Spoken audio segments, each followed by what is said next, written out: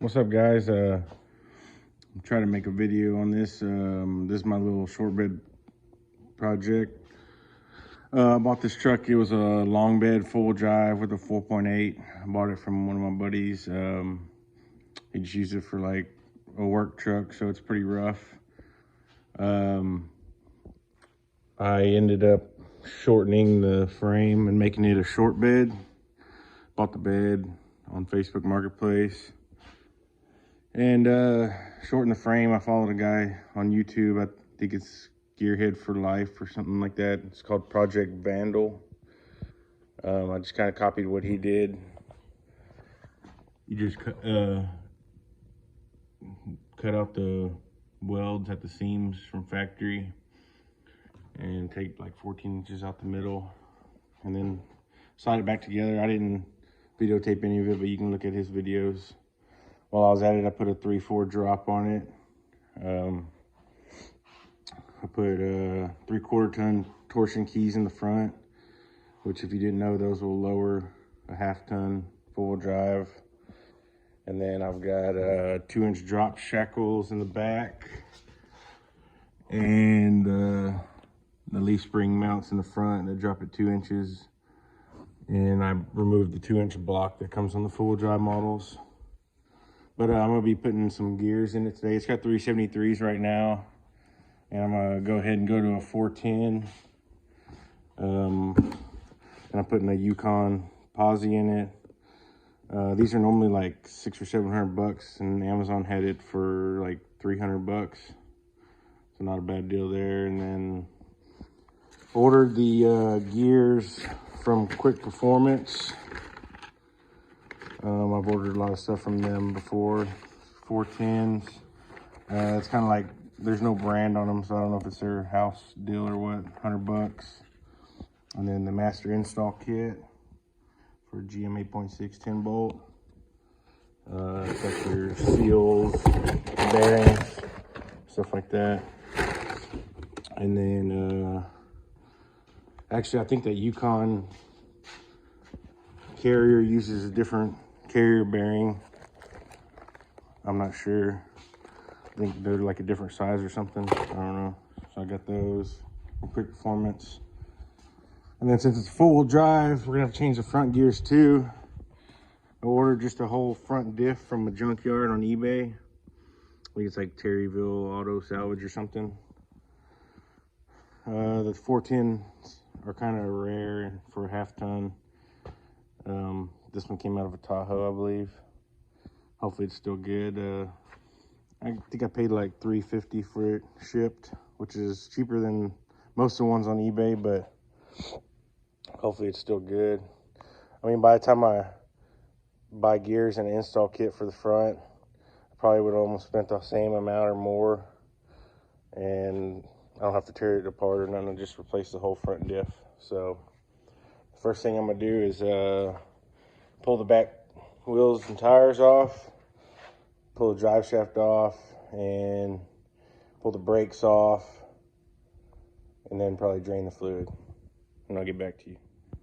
All right, I got the brakes off. While you're in here and you got the axles out, you probably want to replace the axle bearings and the seals. You can see this seal's leaking on here. So, and actually that caliper is locking up on me, so I'm gonna have to replace that caliper, and I'm gonna go ahead and replace the brake hose in case that's it. While I got it off, see how this one's all dry. So yeah, you might as well just do it while you're in there. I almost wasn't going to, just to be cheap, but might as well while I got it apart. I got the gear oil drained out and the cover off, so you don't have to do this, but I'm just checking to see what this one was at. It's supposed to be 6 to 10 thousandths, I believe. So it looks like we're at about 8. So 8 to 10. I was just curious, but next we're gonna have to pull this little bolt out so we can get this pin out. So I'll get back with y'all in a minute. So I've had this issue before. I don't know if they put I can't remember if they put Loctite on this little pin right here, but you always want to make sure that you use a 6-point socket. I think it's 5/16. You can see this one's rounding now off already. It doesn't want to come out. So I'm gonna try putting some heat on there because I've had one round off all the way and it's not fun trying to get it out. So I'm gonna put some heat on it and see if I can get it to bust loose. All right, so I got the little bolt out. It fought me a little bit, but once I put heat on it, make sure you want to use a small, like an 8mm impact socket if you got it, because if you use a chrome one like I was trying earlier, they kind of flex a little bit and it'll spin and want to round that bolt off. And then you push your pin through. I had to push it, make it come out this side. So now we're gonna pull our axles out, but we gotta push them in to get the seat clips out. So you're gonna push your axle in, if it'll go in.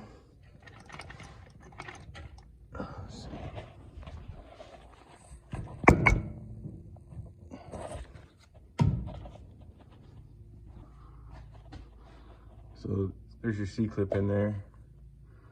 I'm gonna pull that out with a magnet. Do that to both. Then you can unbolt these two caps. You wanna make sure that you mark them. Take a picture or something, mark right and left, because you don't wanna get those mixed up. So I'm gonna go ahead and do that. All right, we got our caps off. Here's your carrier bearings. You got a shim on each side.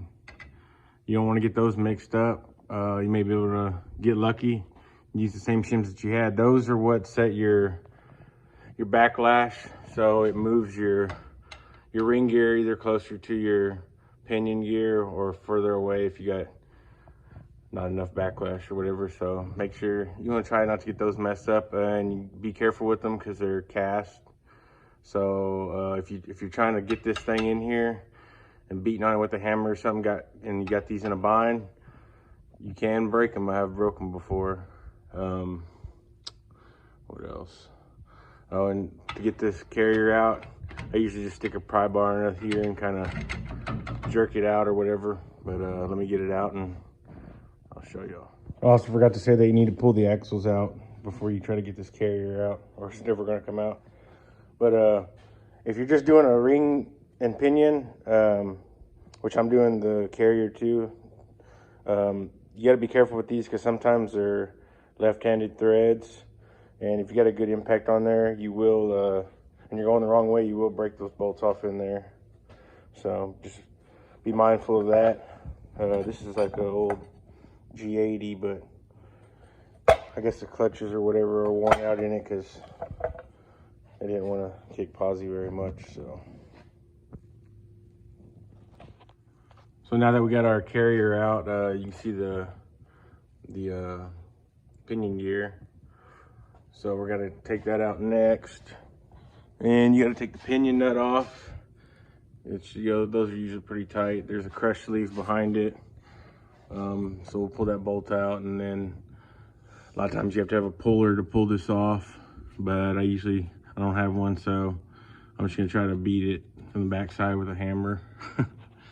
But it usually works for me. So here's your pinion gear. I just put that nut on there on the end and then beat it through, well, to a certain point, and then you gotta take the nut back off. But here's that crush sleeve I was talking about. This is what gives you your bearing preload on your pinion bearings. You got to be careful when you're tightening this pinion nut because it's supposed to be like a certain inch-pounds of resistance, turning resistance, that you got to measure with the inch-pound wrench. If you crush this too much, it's going to put too much, these bearings will be too tight, and then you're going to wear your pinion bearing out pretty quickly. So you just got to be careful and do it slowly. Tighten it in small increments. So what I'm doing now is there's a little shim underneath this pinion bearing, and I always used to like to start off with the factory shim. I mean, I've had pretty good luck with it being right or being close. I usually just run it. So, but a lot of times this pinion bearing is a pain to get off. You need to have one of these bearing pullers and a press, which probably help. This is just a cheap one from Northern or something. But usually these fight me pretty bad. I did put a little bit of heat on this bearing and it finally came out. But I've had them to where if you don't get these tight together, it'll pull the cage off, and then you got to try to fight the inner race off. I've had to cut them off or heat the crap out of them. If you do buy one of these, you probably, if you're going to be using it, you want to get a good one, because I've bought the cheap Chinese ones and these just bend and stuff. But yeah, so got the bearing off. We're gonna see what shim it's got in it. So now that we have our pinion out, there's another bearing in here. You gotta knock this seal out, and then there's 2 races in there. One you'll knock out from this side, and then the other one from the other side. You always want to replace your races with new bearings too, because you don't want to use an old race with a new bearing, because it probably won't wear right and you'll be replacing pinion bearings again. So I just use a piece of pipe or a punch or something to get in there and knock the races out. And I'm supposed to be, he's supposed to be helping me, but he's laying down on the job. So we're getting ready to put our races and bearings on and stuff. Here's the factory pinion shim. It's like 35 thousandths, I believe. So I'm probably just gonna reuse that one. Start off with that. Hopefully it'll be good, because I don't feel like taking it back apart. You can try to get like a carbide bit or something and open this up so it'll slide on. This is your old pinion bearing, and use it to set your pinion and check your pattern. But I don't have one on me right now, so I'm probably just gonna press the new one on and hope for the best. And then here's your carrier bearing. You'll press them on here. The kit came with its own. I had ordered this before I decided to do gears, and I want to say these are a little bit different measurement for this Yukon carrier, but I may be wrong. I don't know.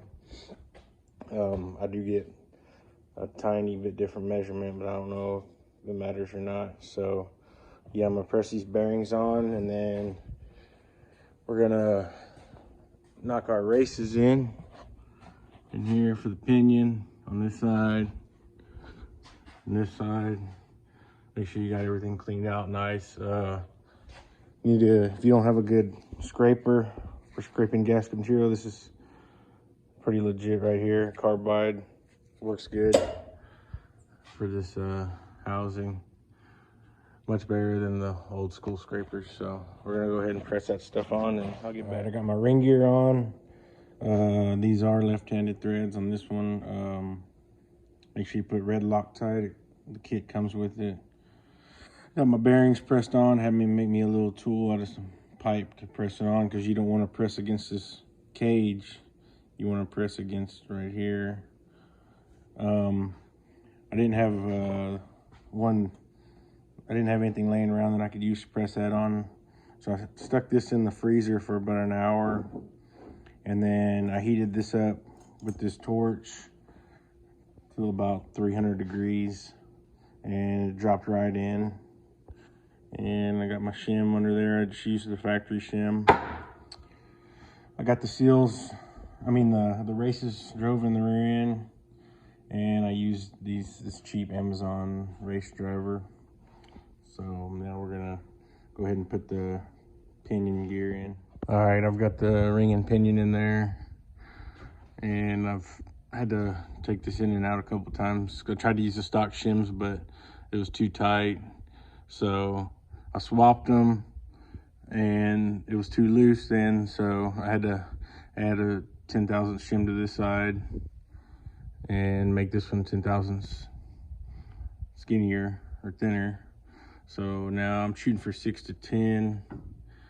I got about 9 or 10. So as long as my pattern looks good, hopefully that'll be fine. So I won't have to change a pinion shim, and we'll see what happens.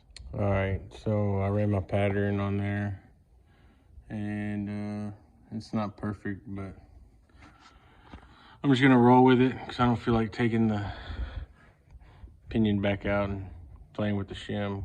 That's already crushed the sleeve, so I think it should be fine.